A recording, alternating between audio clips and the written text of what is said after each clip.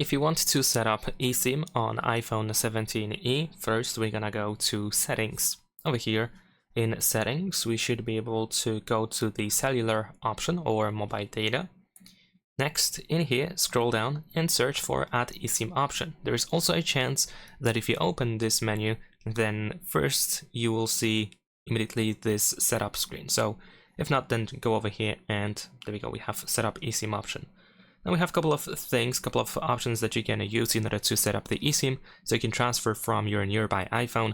You can also use a QR code if you received it from your operator, and also you can transfer from Android, or you can view travel options. In my case, I'm going to use the QR code scanner, so let's tap Scan QR code, and now we just need to put the QR code over here in this frame in order to scan it. You can also enter details manually in case you need to use the activation code instead.